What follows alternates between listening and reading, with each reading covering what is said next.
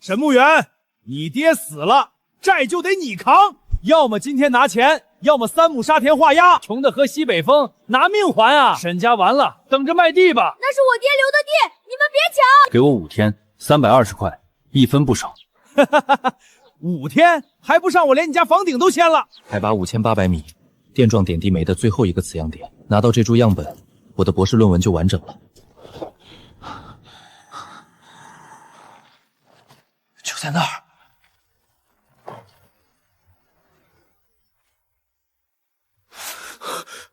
哥，你醒了！你烧了3天3夜，我以为你也要像爹一样。1983年，这具身体不是我的，我叫沈木元，中科院植物所博士，28岁。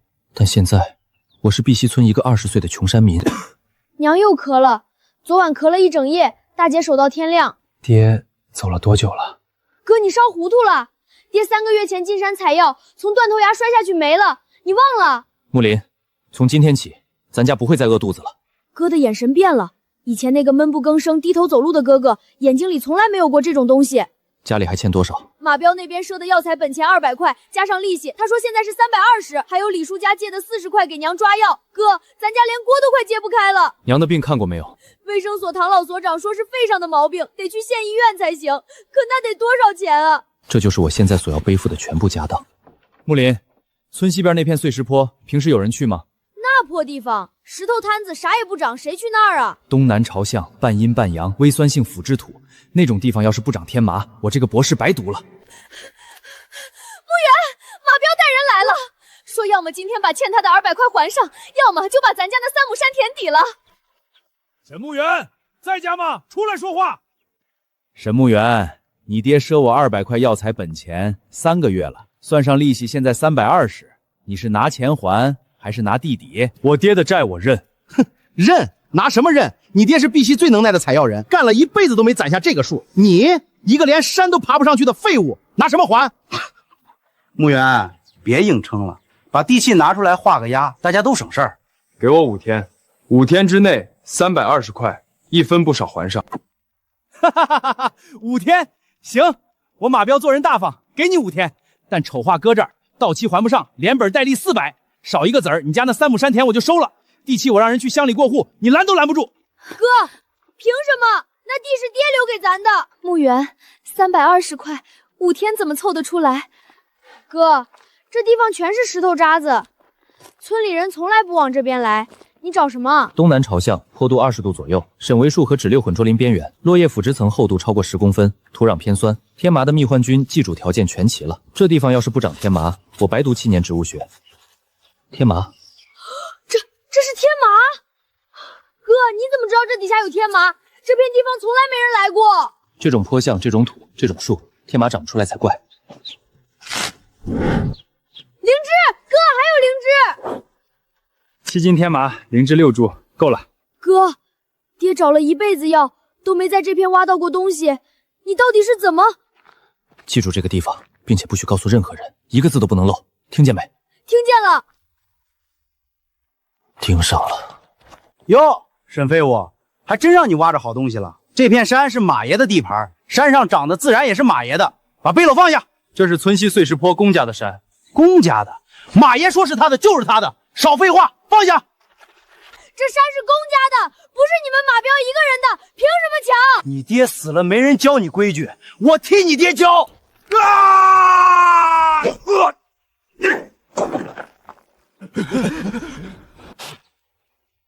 谁再动我弟弟，后果自负。哥，你什么时候这么能打了？走，卖药去。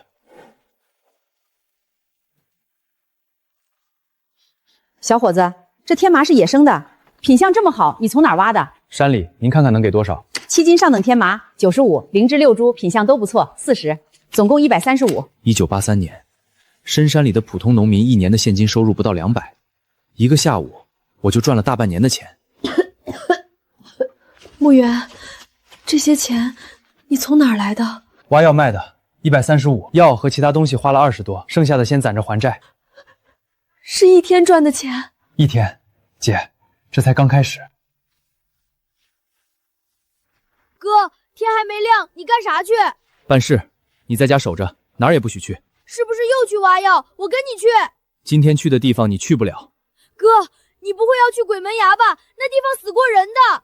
刘三叔前年上去摔下来，半条命都没了。我不是刘三叔。哥，听话，天亮之前，不管谁问都说我去了南山砍柴。垂直落差90到100米，石灰岩质地，裂隙密集，凸起多。右侧30米处有一条斜向裂缝带，50米高度有个岩洞，是天然休息点。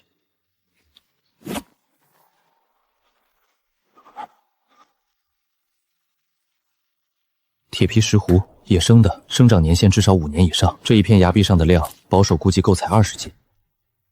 人形何首乌，中药极品。这东西在这个年代，少说值500块。鬼门崖，不过如此。叔，出事了！村东头老李家的婆娘起早喂猪，亲眼看见沈墓园从崖那边方向下来，背篓里鼓鼓囊囊的，用布盖着。我找人一打听，是石斛，一大堆石斛，还有别的好东西。鬼门崖，那面崖我惦记了10几年，花钱雇人上去，死的死，残的残，硬是没一个人摸到东西。沈墓园一个毛都没长齐的小子上得去？上去了，而且看他攀爬架势，轻松的跟玩似的。这小子什么时候变得这么邪门了？叔，要不要我再带人去堵沈墓园？赌？上次3个人被沈墓园1个人打趴下。这小子不简单，得换个法子。鬼门崖上的东西那是我的，迟早得从沈墓园手里吐出来。沈墓园，鬼门崖是我马彪承包的山林，你上去采的东西，一根草都得给我交出来。马叔，鬼门崖是集体山林，不在你承包范围内。你有承包证明吗？我承包哪片山还用得着跟你报备？你爹在的时候都得给我交份子钱。我爹的账已经清了，鬼门崖的事你要有本事自己上去采。好，沈墓园，你硬气，我倒要看看你能硬到什么时候。哥，马彪肯定不会善罢甘休。我知道。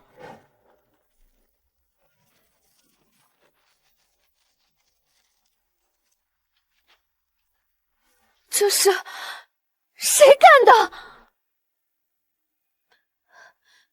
马彪！站住！哥，马彪欺负人欺负到家门口了。不急。姐，把这些收拾了，药材毁了就毁了，不值当为这些跟马彪拼命。墓园，我心里有数。墓园，坐。听说马彪昨夜去你家砸了东西，孙伯消息灵通，这村里有什么事瞒得过老头子的耳朵？你来找我不是为了告状吧？不是，我来问您一件事。孙伯，您年轻时走遍了方圆100里的山，碧溪北面那道老岭翻过去，原始林深处是不是有一个天然溶洞？你怎么知道的？土壤和植被分布能推断出来，那种地形结构下面一定有喀斯特溶洞。那地方老一辈猎人叫它药王洞，我爷爷进去过一次，说里头阴暗潮湿，地形复杂的像迷宫。路怎么走？你想进去？马彪砸了我的工具，毁了我的药材，我跟马彪耗下去，只会2败俱伤。翻过老岭，沿溪走到断崖处往东拐，有一面石壁，石壁裂缝后面就是洞口。但墓园，这座山能给你金银财宝，也能要你的命，你想清楚了？药王洞，金线仙子灵芝，如果孙伯说的是真的，那里面藏着的东西足够让我彻底翻身。马彪，你砸我的工具，就当是催我提前行动了。有风，说明溶洞内部有通气口，空间不会太小，风从下往上吹，洞体是多层结构，向下延伸。孙伯说的没错，这就是药王洞。金线莲，野生的品相极佳，这一片少说有3、4两干货，按现在的收购价值200块。紫灵芝，真正的紫灵芝，这东西在老药书里叫仙草，普通灵芝10块钱一斤，紫灵芝有价无市。这2株品相拿到省城卖，少说也能卖1000往上。哥，这是紫灵芝，爷爷讲古的时候说过，这东西只有神仙住的地方才有。墓园，你从哪儿弄来的？你们不用管从哪儿来的，记住一件事，今天看到的东西烂在肚子里，谁也不许说。我晓得轻重。明天我进城，这批货出手，马彪再想动咱家，他就得掂量掂量代价。哥，这东西到底能值多少钱？够咱家3年不愁吃穿的钱。姐，别哭，好日子在后头。马彪派人盯上我了。也好，你想知道我去干什么，我就让你看。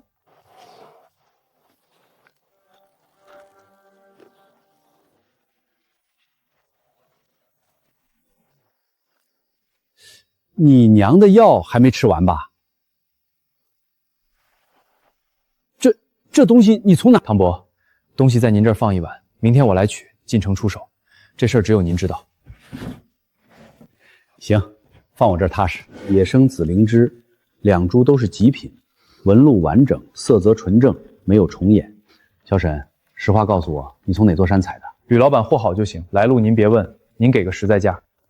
2株紫灵芝加这批金线莲，1800。小沈，这个价我1分没压你。紫灵芝省城那边出口东南亚，1800已经是我能给的顶价了。站住！沈慕远，前天夜里我晾晒棚的药材少了一大筐，全村就你最近鬼鬼祟祟到处跑，今天你不说清楚，别想走！把手拿开！心虚了，搜身，搜沈慕远家，看看沈慕远家里是不是藏着我的货。马彪，你晾晒棚前天丢没丢东西，你自己心里清楚。方亮。前天我从马彪晾晒棚门口经过了3趟，门上的锁没动过，里头的东西原封不动。在场的还有刘嫂子和她儿子都看见了。你放屁！我的东西我还能不知道少没少？马彪，你不提这事儿还好，那我把话说明白。5天前半夜，你派人翻我家后墙，砸了我的工具，踩烂了我晾的药材。你的人穿着条纹交叉千层底布鞋，脚印我画了样，尺寸量了，墙头蹭掉的泥我也留着。这些东西村长赵全福亲眼看过，签了字，蓄意入室毁坏财物。你要再纠缠，明天县警局见。乡亲们，碧溪的山是集体的山，不是谁家的私产。靠自己本事在公家山上挖药，天经地义。谁不服，就找县里说理去。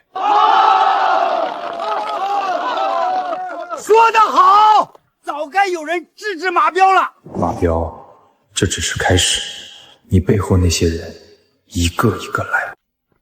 500块，墓园。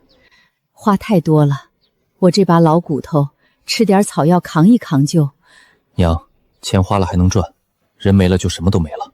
你真的长大了，你爹要是能看见，爹看得见，以后的日子只会越来越好。娘，上来，我背您走到车站。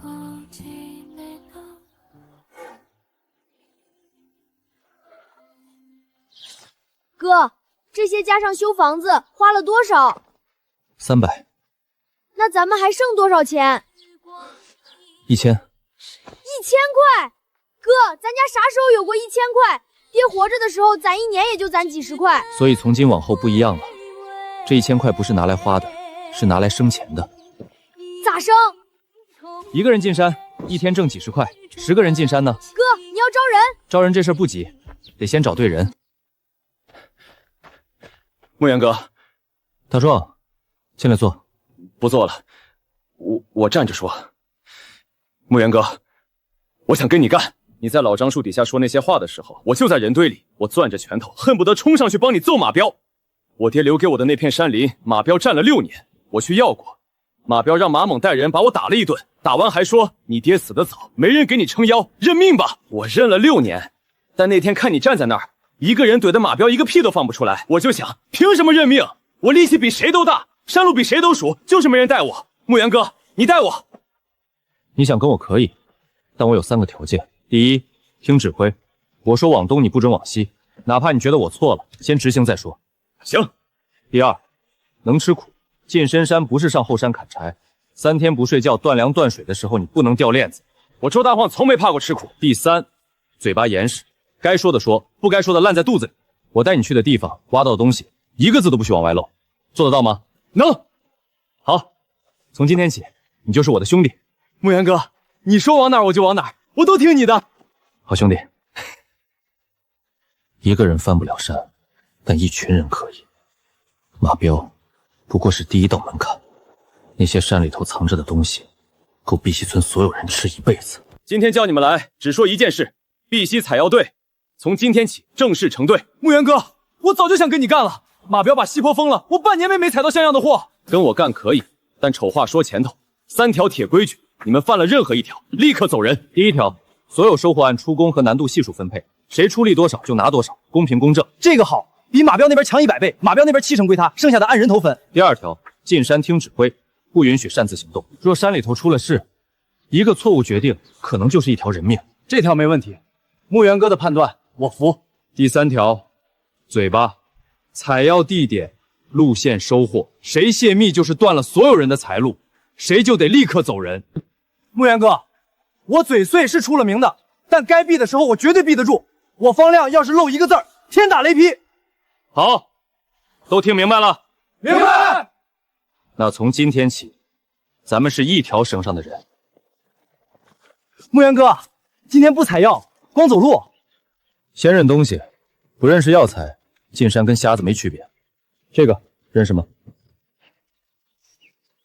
野草吧。七叶一针花是治蛇毒、消肿毒的虫灵，根茎入药，这一颗挖出来至少值2块钱。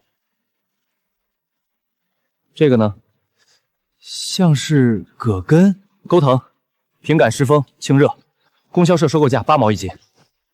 那棵树根部黄精，石头背阴面卷薄，西边那片鱼腥草不值钱但量大，往上走50米，看到红土带腐殖层的位置，十有8九出天麻。木源哥，你是不是山神爷附体了？这一路你指了10几种，全都认得，连价钱都门清。不是山神附体，是我用心学的。这座山能养活咱们所有人，前提是你得懂它。接下来教你们打绳结，进深山攀崖用的，打不好就是拿命开玩笑。一个一个来学，今天学不会不许走。5个人的采药队够了，先让他们把基本功练扎实，下一趟进山，让他们知道什么叫真正的收获。彪哥，沈木源那小子真搞起来了，大壮、猴子、方亮都跟沈木源了，听说还天天在后山练什么绳子。让沈木源折腾，在村口耍嘴皮子是一回事儿，真进了深山，那是另一回事儿。你的意思是，沈木源不是要带人进山吗？好啊，山里头出个意外，塌个石头，滚个崖，谁也怪不到我头上。盯紧沈木源，沈木源什么时候进山，走哪条路，我要第一时间知道。木源哥，咱走了快2个时辰了，这地方我从没来过，连条像样的路都没有，真有药材。到了，两面山土挡风，谷堵常年温湿，腐殖层至少20厘米厚，这种环境，虫龙想不长都难。我天，真有！别急，听我分配。大壮和根生往东走50米，那边坡脚下的阴面去找。猴子和方亮跟我往西。规矩记住了，拇指粗以上的挖，比小指细的一律不动，把土盖回去。为啥不全挖了？别挖尽，留下幼苗，计划长远，才能有饭吃。听木源哥的，走。这全是虫兰，还有黄连，你们从哪弄这么多货？山里挖的，老规矩，过秤算钱。虫莲上等23斤4两，黄连5斤2两，金银花11斤，总共416块3镐。多少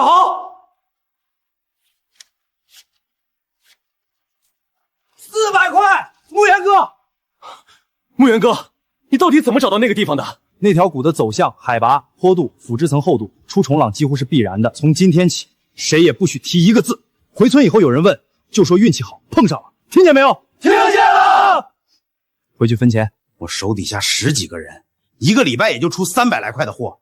沈木源5个人，1天400块。是，全村都传开了，说沈木源比他爹还厉害10倍。沈木源从哪儿挖的？沈木源手下的那几个人嘴严得很，一个字不漏。一个穷光蛋抢我的饭碗，好，很好。明天起，给我盯紧他们，我倒要看看沈木源还能嚣张到几时。这个月4趟山，总账1240块，按出工和难度系数，大壮150，猴子140，根生130，方亮130，马成110，剩下的是公账，买绳索、修工具、备干粮。木源哥，我阳光活了19年，兜里头第一回揣过100块，这辈子跟定你了。我也是，以前给马彪干，1个月到手20-30块，还得看马彪脸色。木源哥，我说句不该说的，咱们5个人进山，凭什么你拿2成5？你什么意思？我没别的意思，就是觉得找路线这事儿多跑几趟谁都能学会，大家伙出的力气又不比木源哥少。马成，你觉得该怎么分？我就随便说说，木源哥别往心里去。没事，有想法当面提，比背后嚼舌干强。这个分法第一天定的规矩，谁觉得不合适，随时可以退，没人拦。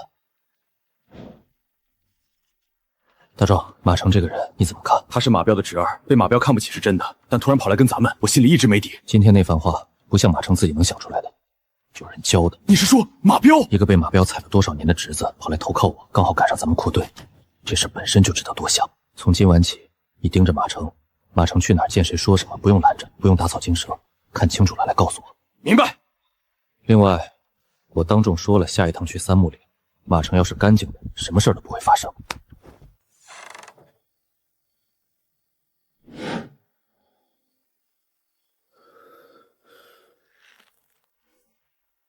说，这趟什么情况？夏爷向圈面一早出发，5个人。沈木原说，山木岭北坡有一片老林子，重楼和黄金都有，估计能出大货。路线呢？走哪条道进去的？从牛角湾翻过去，沿干沟往北走，大概2个时辰到山木岭脚下。好侄儿，你总算干了件有用的事儿。彪叔，你答应过我的，事成之后西坡那片林子分我一块。少不了你的，滚吧，回去装好你的样子，别让人看出毛病。带人，明天一早进山木岭，把最好的那片地方给我占了。沈木原不是能耐吗？我让沈木原到了地方，连根毛都捞不着。哼，哟，沈木原来得挺早啊。不好意思，山木岭这片山，马爷早就看好了，你们来晚了，想采茶上别处吧。放你娘的屁！公家的山你们凭什么拦？大壮，退回来。我说退回来，跟我走。木原哥，这条路连野猪都不走，你确定前面有东西？溪谷阴湿，石壁朝北，湿度够，黄金和石斛的温床，真开眼了，这比山木岭值钱10倍都不止。不对呀，说好这片有大货的，翻遍了连根像样的虫子都没有。孟哥，这地方看着都被人踩过了，茶口都是旧的。妈的，被锁了！今天的事儿大家都看到了，山部岭被堵，马彪提前知道了我们的路线、时间、目标。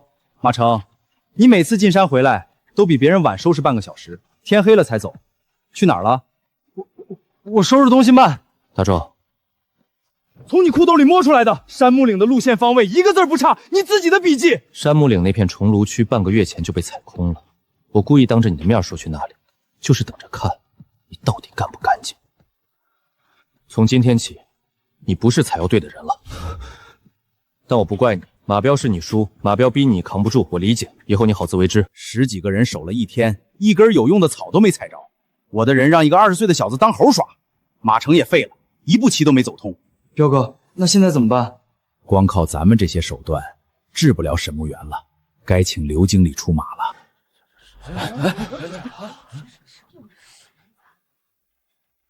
什么意思？不挂靠就不让进山？碧溪乡有资质的收购点就马彪一家，这不是逼咱们给马彪当孙子？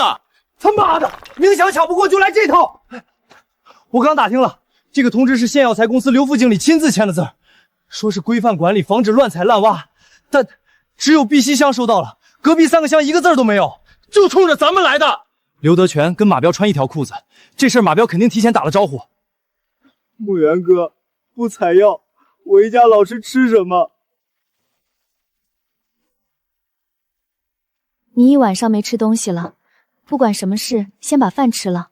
姐，马彪打不过我，找了县里的人用公章压我，拳头我不怕，这张纸比拳头狠。那你打算怎么办？马彪卡县里的路，我就走省里的路。之前卖紫灵芝那个吕老板，省药材进出口公司的人，省里年年有出口创汇任务，缺的就是高品质的货源。吕老板要是愿意跟我签供货合作，一个县药材公司副圈长的禁令就是张废纸。你有把握？没有，但不去就一点机会都没有。明天头班车我进县城，家里的事你看着。你一个人去？一个人去，人多了反而扎眼。沈木原，马爷让我们在这儿等你呢，别急着走啊！马爷说了，让你回去好好想想，别不识好歹。挂靠的事儿松松口，大家都有钱赚，何必搞得这么难看？你那几个人的饭碗可都捏在马爷手里呢。张许可证的事儿，你扛得住？替我带句话给马彪，马彪的手伸不了那么长。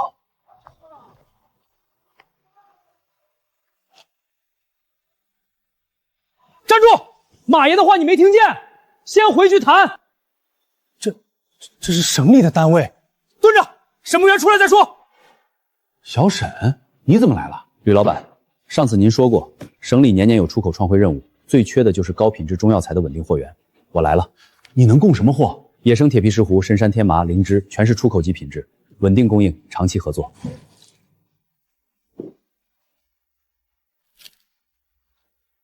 这胶质，这纤维，小沈，这货你从哪儿弄来的？我在这行干了20年，这种品质的野生深山货，一年到头见不着几回。碧溪的山里，我有采药队，有稳定的采集区。刚下来新的创汇指标，我正愁得睡不着觉。你要是真能提供，我给你签正式合作协议。我需要一份书面证明。碧溪采药队是省药材进出公司的合作公益任务，县级部门无权限制我们的正常采集经营活动。有人卡你脖子了？县药材公司刘德全专门给碧溪乡发了个采集许可通知，逼我挂靠刘德全的人。刘德全，那个副经理，他管得着省里的出口任务？协议我现在就拟，证明文件我盖办事处的章，回头再补省公司的函。一个县级副经理想拦省里的创汇供货，除非刘德全是吃了豹子胆了。吕老板，第一批货半个月内送到，我等着。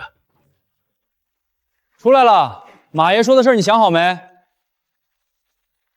睁大眼睛瞅瞅，告诉马彪，他的路子不好使了。告诉刘德全，省里的出口创新任务，他一个副经理管得了吗？一个穷山民审目员怎么搭上省里的人的？好得很，省里的人我动不了，审目员我就不信治不了你。账目公开，每一笔都写得清清楚楚。这个月采药队跟省药材公司的合作渠道打通了，收购价比供销社翻了1倍。大壮，出工最多，难度系数最高，420。420，我爹活着的时候种1年地都见不着这个数。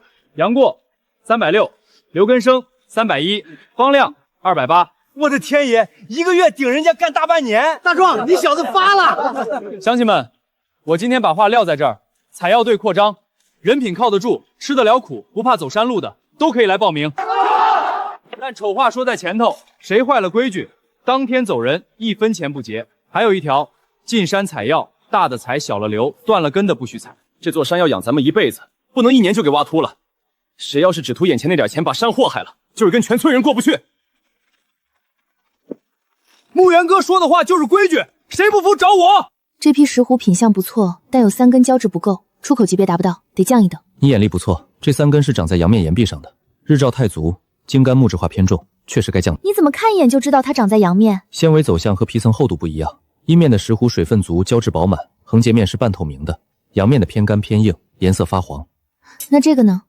这株天麻的鹰鸽嘴特别明显，但个头偏小。这是乌天麻和红天麻的天然杂交种，海拔1800以上才有，天麻素含量比普通品种高将近2成，个头小但药效最强，出口商最认这个。沈木源，你到底在哪儿学的这些？这些东西课本上没有，我爹行医30年都没跟我讲过这么细。书上看的。孙伯，我今天来找您是有件大事想请您帮忙。什么事儿？采药赚的钱够全村吃饱了，但只是吃饱还不够，我要找一个能让碧溪彻底翻身的东西。你想找什么？孙伯，您走遍了方圆100里的山，碧溪北面往屋顶山方向，是不是有一片老林子？从来没人走到过最深处。你怎么知道屋顶山？我猜的。这一带的海拔、纬度、降水量，深处一定藏着更值钱的东西。我需要您指路。屋顶山，我爷爷那辈人进去过，说里面有一片古茶树林，树粗的要2个人才抱得出来，但那条路太险了，几10年没人再走通过。孙伯，您还记得路吗？记得，但那座山进得去，不一定出得来。出得来，我带人进去，一个不少的带回来。你小子跟你爹一个德行，认准了的事儿，石头牛都拉不回来。这是我爷爷留下来的，60年了，我谁都没给看过。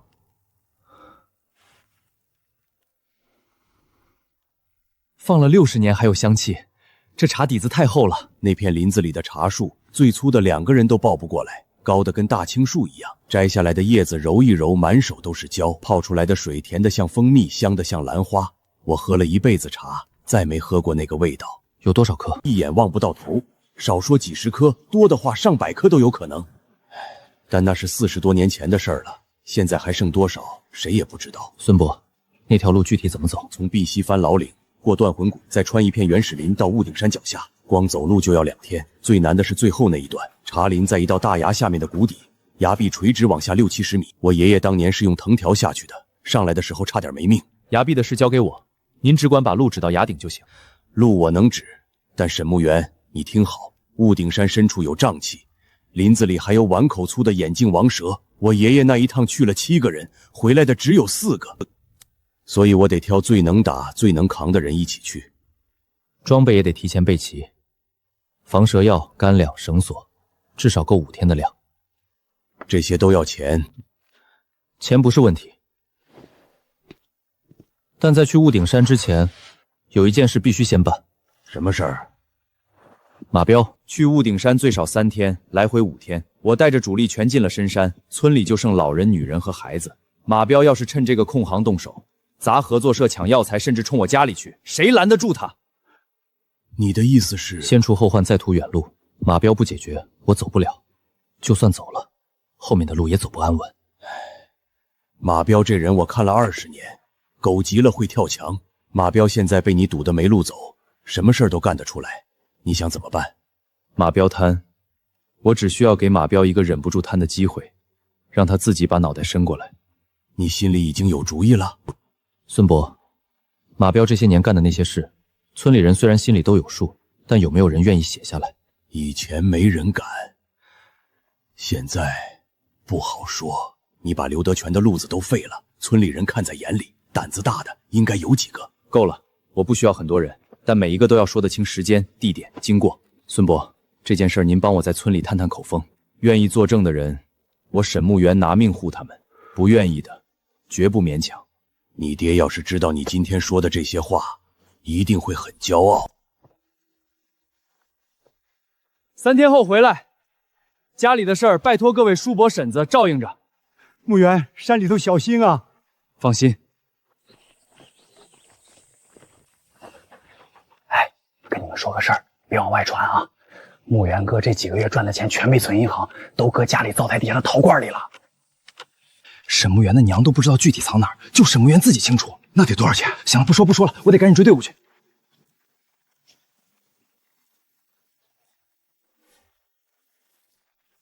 杨过跟生，你们2个继续往前走，走到岔路口的老松树那儿扎营，等我消息。牧原哥，你不一起去？我有别的事，走吧。到了地方别生火，安安静静等着。马猛听见了？听见了。我前脚走马猛，后脚就跑了，肯定是去给马彪报信儿。好，牧原哥，马彪真会自己来？万一马彪就派几个手下呢？不会，钱过了别人的手，马彪睡不着觉，他一定亲自来。等天黑透了，咱们朝后山小路回去，在我家后院竹林里蹲着，谁都不许出声。马彪不进院子，咱们就当没这回事。马彪敢翻墙进来，就让他有来无回。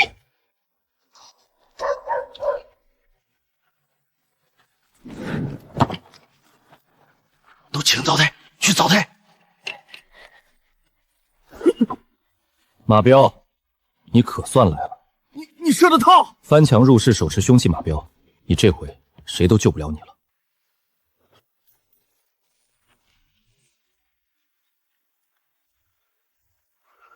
把手拿出来！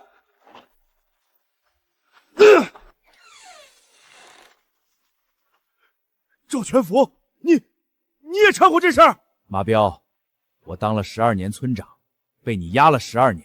今天我不是掺和，我是来做见证人的。别拍！你别拍！第1条，半夜入室盗窃未遂，持有凶器，人证、物证都在这儿。第2条，1个月前派人夜里砸我家采药工具，踩烂晾晒药材。你那手下穿的布鞋鞋底花纹是你从县里批发的，全村就你那帮人穿。脚印我踏了，工具上的砸痕我拍了，赵村长签字确认过。第3条，占集体山林，收份子钱，打人抢货，17个村民的联名证词，每一份都写清了时间、地点、经过。马彪，这些东西昨天就寄出去了。省药材公司盯上刘德全之后，刘德全自己屁股底下的火都灭不了。你觉得刘德全还顾得上你？沈墓园，你狠，你比你爹狠10倍。我爹是让你们逼死的老实人，而我不是。20年了，这个祸害终于完了。看清楚了，作恶的就是这个下场。沈慕远，你别得意，刘德全算个什么东西？刘德全上面还有更大的人，你等着，碧溪这些破事儿还没完。慕元哥，我爹要是活着看到今天，我爹该多高兴！以后不会再有人欺负你了。马彪进去了，障碍清了。现在说正事儿，雾顶山咱们必须去。从碧溪番老岭往西北走，过3道溪，再穿一片原始林，少说60里山路。我年轻时候也只走到过外围，再往没敢进。这次进到底，5个人带5天的粮和水，轻装快进。大壮，你负责扛物资，绳索、帐篷、工具全压你身上。杨过，到了崖壁你跟我搭档攀将。方亮，沿路做标记，万一出事儿，退路不能断。孙博领路，您走在最前面。没问题，多重我都扛得住。木元哥，雾顶山的崖到底有多高？孙博说谷口有一面垂直崖壁，少说60米。那地方还有瘴气，烂叶子捂出来的毒物，吸多了人就倒。织布捂口鼻，遇到风口停。命比什么都重要，我把你们带进去，就一定把你们带出来。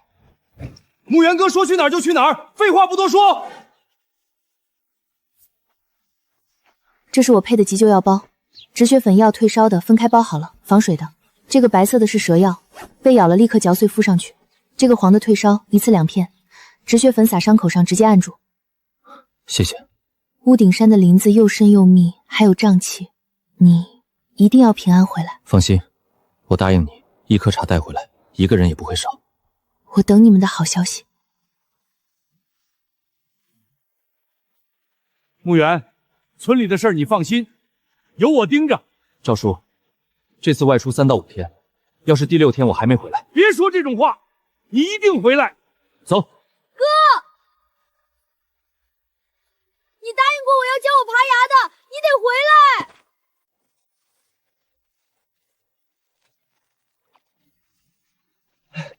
这地方连鬼都不来吧？别张嘴，瘴气会往嗓子里灌。雾气越来越重了，大家都把布条再打湿一遍，捂紧。还有多远？翻过前面那道脊，应该就能看到谷口了。加快，我们天黑前必须赶到。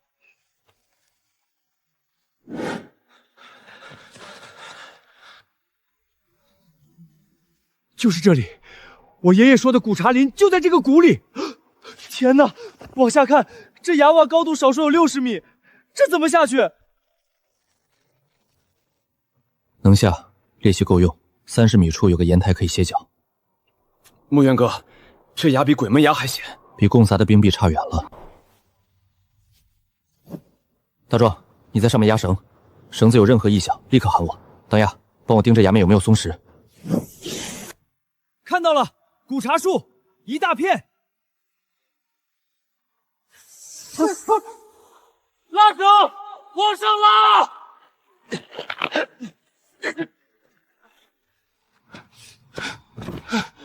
是什么东西？眼镜王蛇，碗口般粗，那还下不下去？下，但不是现在。都别动，山洪要来了！不对，风倒惯了，比我想的快，最多1刻钟雨就到。收帐篷，所有东西打包，现在立刻！不等雨停，等不了。这块平地就是天然的汇水槽，半小时之内会被淹没。往高处撤，东北方向那片岩石，马上走。绳索全部系在身上，5个人串起来，谁都不许脱开。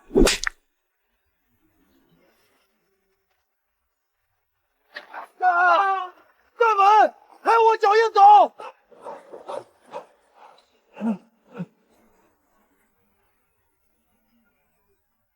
妈的，要是晚5分钟，别回头，往上爬。就是那块岩石，所有人上去。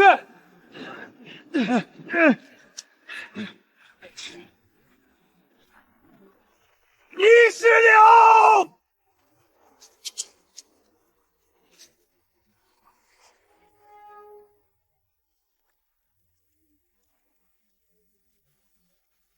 木源哥，我以为咱们出不去了。暴雨冲了一遍，崖壁上的浮石和烂苔屑全被刷掉了，露出来的全是干净岩面。明天一早我再下去。我信你，我们也信。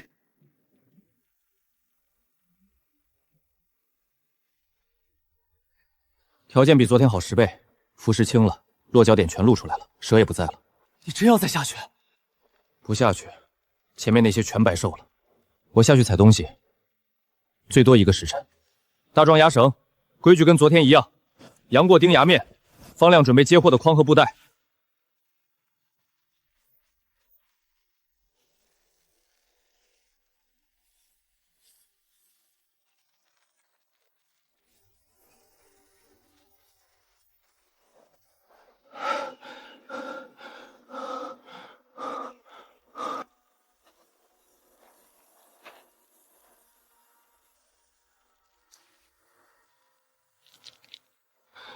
野生古树茶，少说300年以上。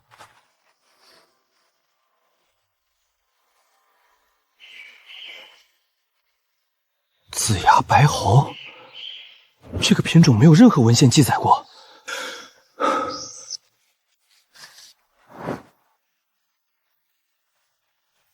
收货慢慢拉。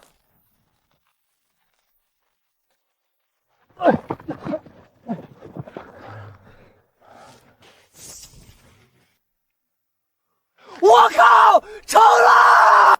木源哥，我活20年没闻过这么香的东西。我爷爷没骗人，我爷爷说过的那个味道就是这个。收拾东西，回家。木源哥，你看那边，3天之内砍的。有人比咱们先到我这附近。加快速度，所有人不许出声。走。昨晚的火，人不少。不是采药的，采药人不会这么糟蹋林子。从西边那条野路进来的，那些人什么都干，碰上采药人抢了就跑，想报官都找不着人。咱们硬干，不能硬来。走，绕开他们。背篓里装的什么好东西？打开看看。路过的，采了点草药，不值钱。值不值钱我说了算。放下背篓，人可以走。木源哥，我挡住，你们先跑。都跑，听我口令，往右边林子跑。我数3下，1，跑！追！别让他们跑了！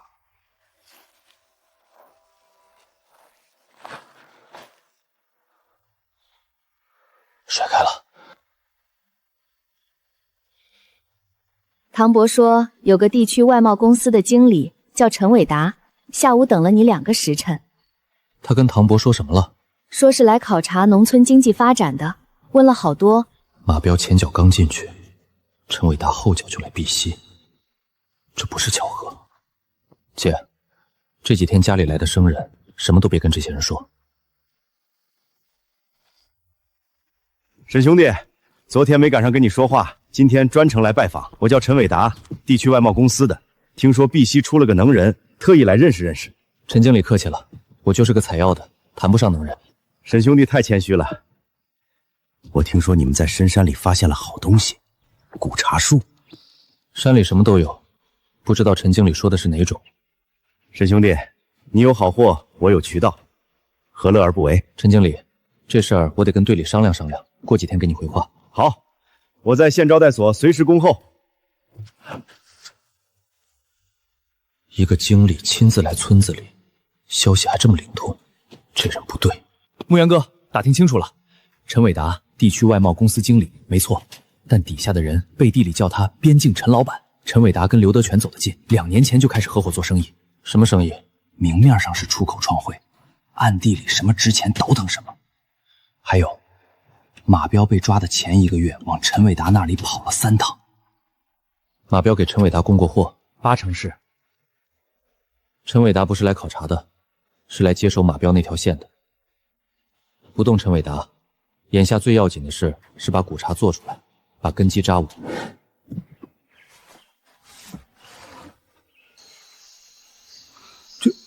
这是古树料，深山里采的。钟伯，您在国营茶厂干了10年，这种料子您能不能做？能，但你得听我的。我这辈子没做出过这种茶，能卖。识货的人能把你家门槛踩断。钟伯，这事儿得烂在肚子里。我分得清，你放心。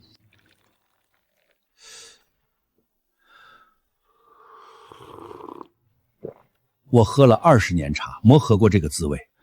吕老板觉得值多少？你开价。这一批3饼加散茶，2200。成交。下一批什么时候有？量少，慢慢来。能稳定供货的时候我找你。这笔买卖，只有你知我知。沈兄弟，有桩大买卖想当面跟你聊。陈经理，什么买卖这么急？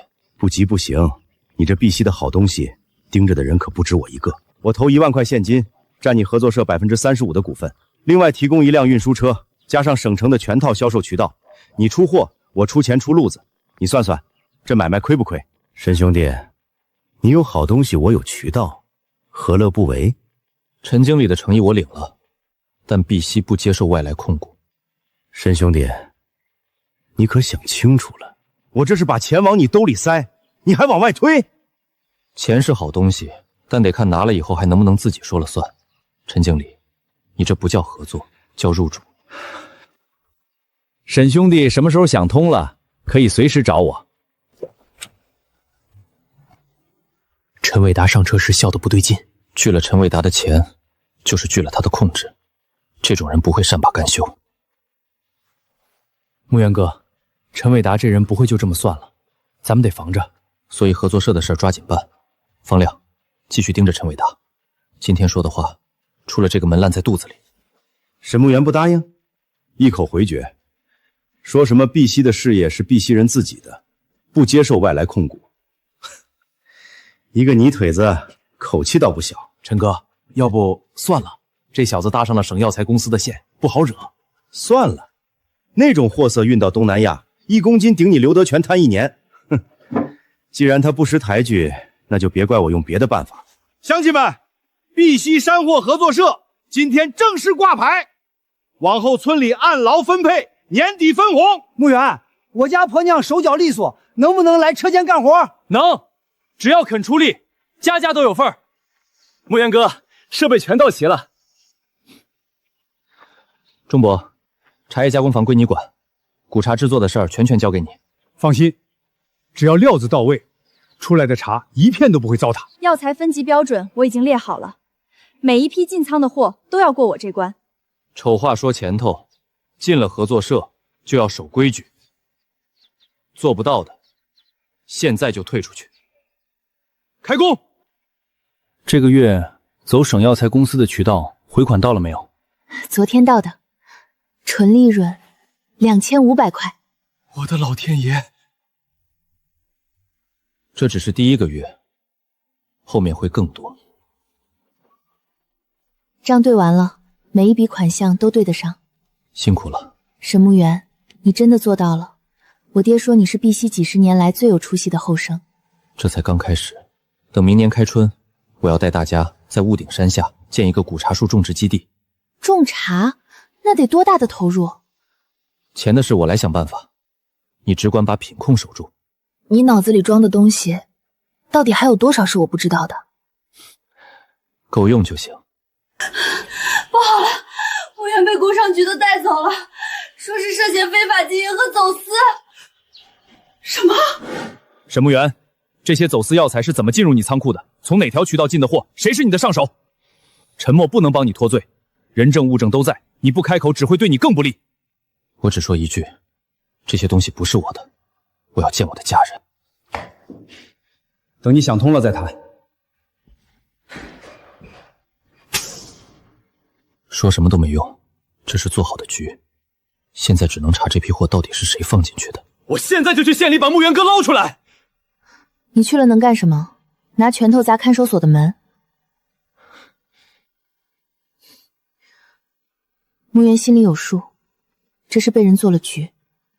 这几天仓库里有没有出现过陌生人？有，之前来了一个自称收购商的人，说要看看咱们的货。他在仓库门口站了好一阵子。那个人长什么样？瘦高个，戴副眼镜，说话文绉绉的。方亮，你去县城，想尽一切办法查清楚这个人是谁。我这就走。查到了，那个收购商叫王德发，是刘德全以前的下属。这个人上个月去找过刘德全，果然是刘德全那个狗东西。光知道是刘德全指使的不够，得拿硬证据。什么硬证据？刘德全胆小多疑，做任何事都要留底，所以他一定有记录。记录在哪儿？在刘德全家里。刘德全家，谁能进去？这件事，我们得找一个去过刘德全家的人。刘德全记的所有东西全写在一个牛皮笔记本里，藏在卧室衣柜的暗格中。你怎么知道这么清楚？以前在药材公司的时候，手底下的人私下都传，说他胆子小，每一笔脏钱都记着，当保命符。那咱们去偷？谁去？你认识他家的路吗？知道哪扇窗能进，哪个柜子有暗格？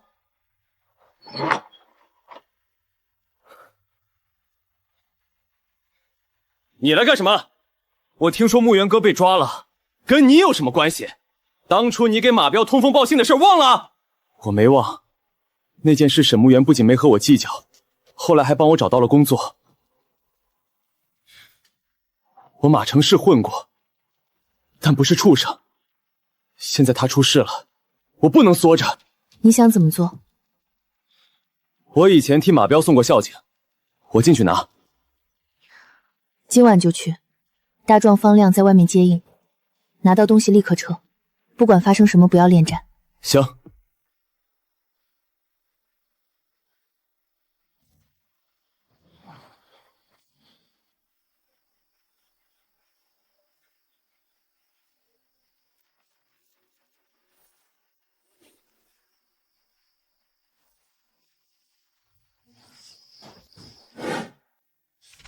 3月12日，陈伟达3000元协调药材采集。6月5日，栽赃合作社搞垮沈木源。够了，所有记录都在，都是刘德全自己写的。直接送到县派出所。不行，搜查令是县派出所出的，刘德全缓刑期间还能让人签搜查令，说明他在县里还有关系，所以咱们不能交到县里。那送哪儿？直接送到地区纪检。我是村长，这东西让我来交。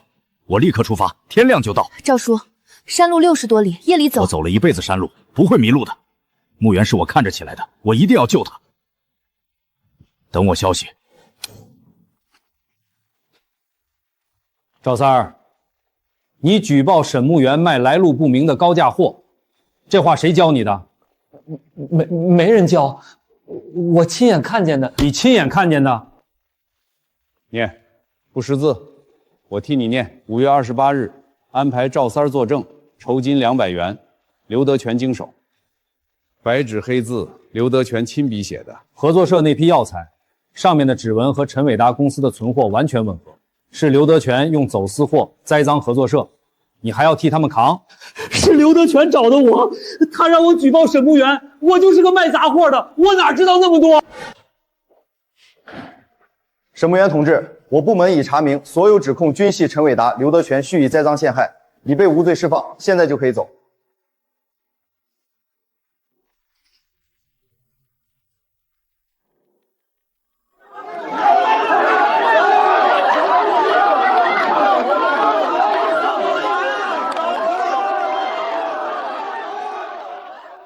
哥，你终于出来了。瘦了好多。娘，没事了，都过去了。回来就好。木源，合作社一样东西没少，全给你留着呢。木源哥，调查组的人去陈伟道公司的时候扑了个空，他提前收到了风声，半夜跑了，听说是往边境方向去的。往边境跑，公安已经在追了，但那条路在深山里，公安他们不熟。我熟。陈伟达昨晚出发，走的是老走私通道，那片林子就没有路，进去就是瞎摸。你是碧溪村沈木源，陈伟达走的那条路我知道。你怎么知道？从碧溪到边境只能经过洛英崖下面那道峡谷，这个季节峡谷底全是淤泥滩，人走不快。陈伟阳现在最多到峡谷中段，正面追来不及，但峡谷西侧有一面崖，机关岩，翻过去堵住峡谷出口，让他们自投罗网。机关岩，50米垂直崖壁，夜里能翻？我能。你一个老百姓，陈伟达栽赃陷害我，我不会放过他。调3个民兵跟他走。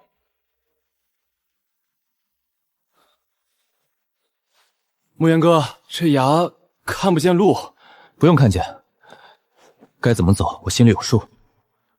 你们等我把绳索固定住，拉你们上来。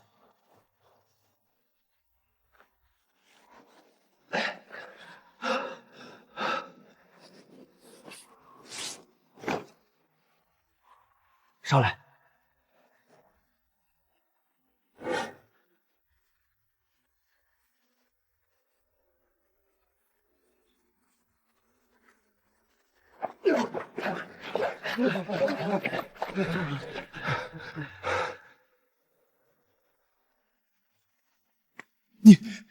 你怎么知道这条路？因为这是我的任何地盘。沈木源，你一个穷小子，凭什么？凭你不该动碧溪村。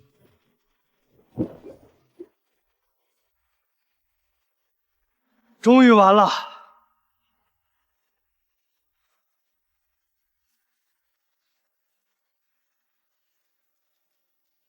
乡亲们，之前有人想把咱们踩死，没踩成，但这不够，咱得站起来，让谁也不敢再动咱。我定了个计划：第1年建茶树基地，第2年修一条通往外界的马路，第3年打出碧溪古茶的牌子，直接卖到全国去。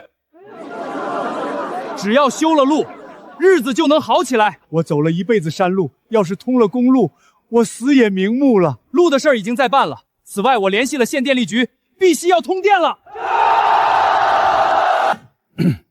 木源，坐。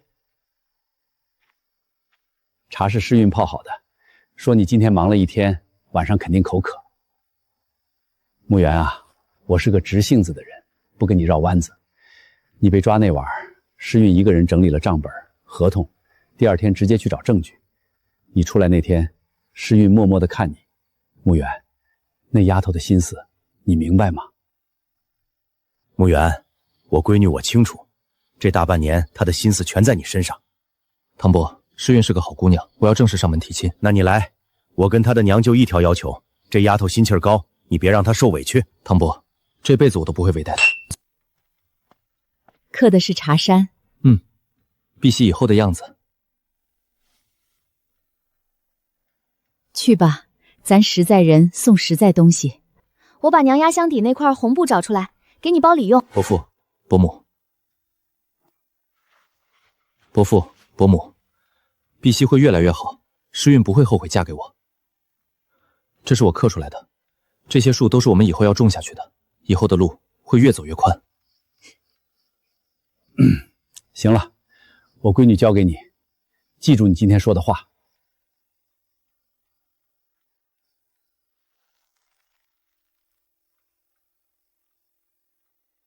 木源哥，大消息，天大的消息！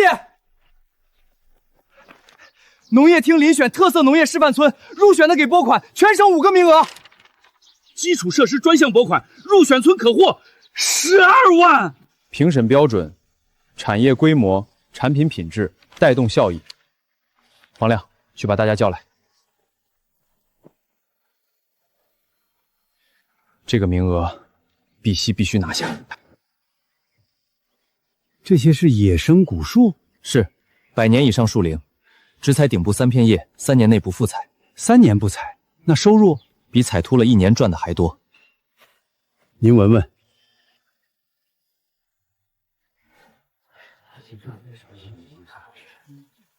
所有包装标注各种信息，任何药都可回溯。这是可追溯体系？是我们卖的是有身份证的货。这是账本，全都有据可查。你们有多少成员？93户，全村参与。分红比例？按劳分配加年度分红，没有特殊照顾。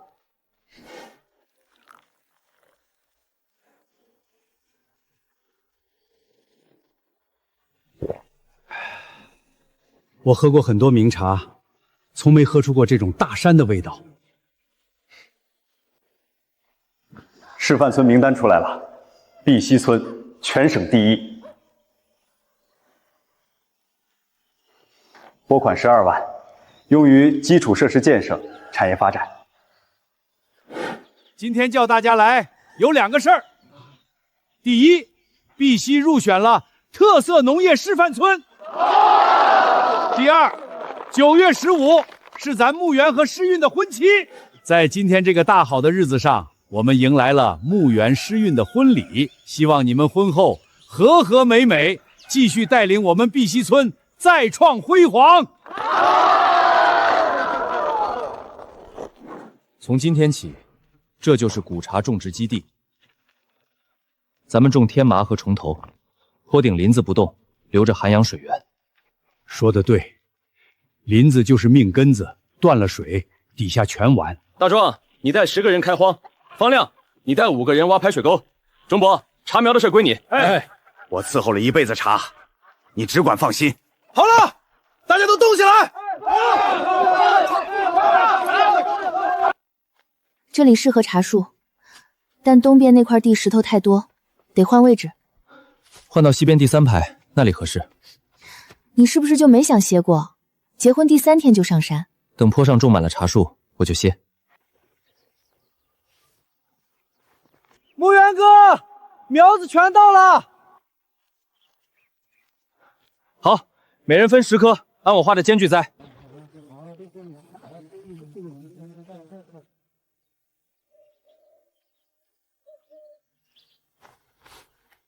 1年前，这里连碗粥都喝不上。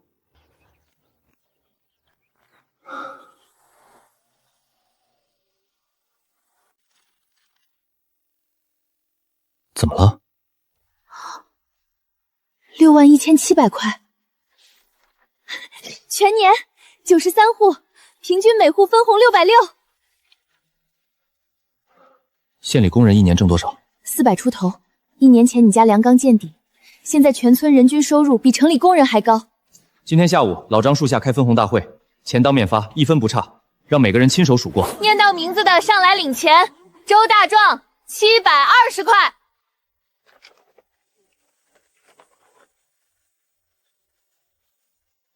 我爹活着的时候，1年到头攒不下50块。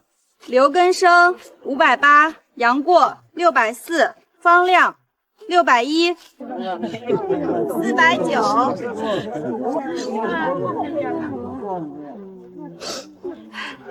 乡亲们，这1年，有人想毁掉咱们，有人想吞掉咱们。马彪进去了，刘德全进去了，陈伟达也进去了，他们都进去了，咱们还站着，凭什么？凭咱们团结，凭咱们守规矩，凭咱们是一家人。明年的目标，家家新房顶，户户有余粮，每个娃娃都能上学。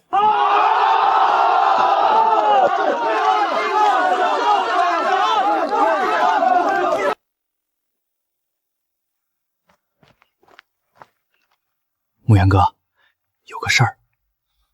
说，隔壁金竹村的人托我来问，金竹村的人也想学咱们搞合作社，你看行不行？行，一个村妇不算本事。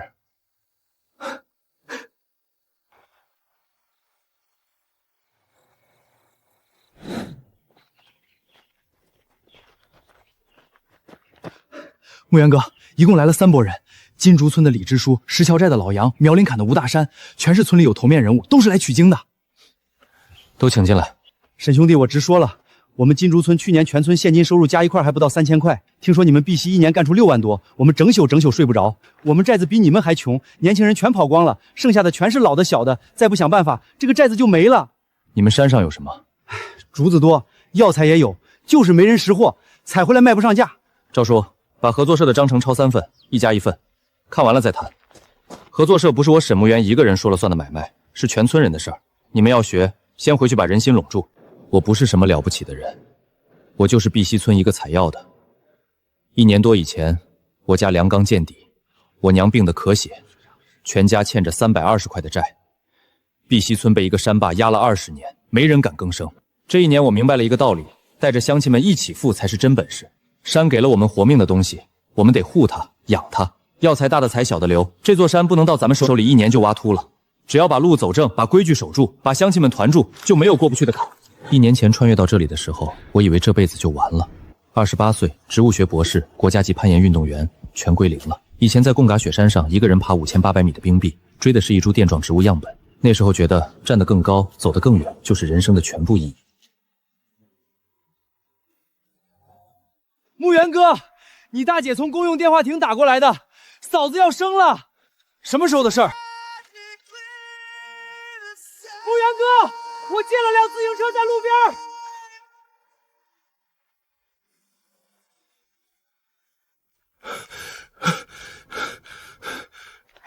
慢点儿，生了，是个小子。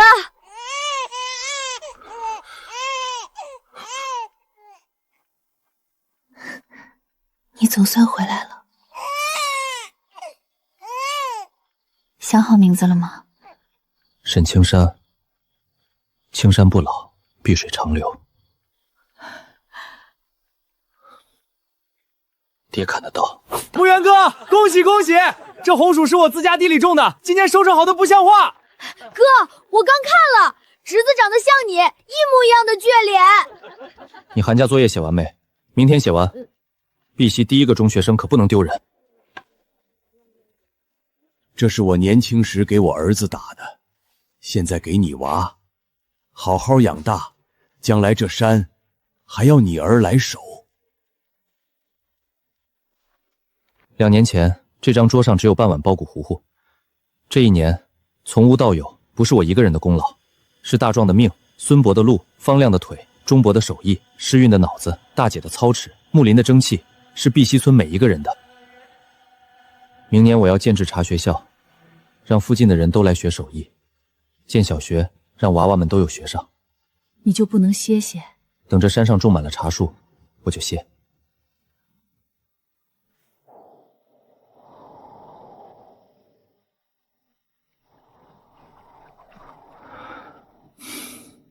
谢谢你，大山。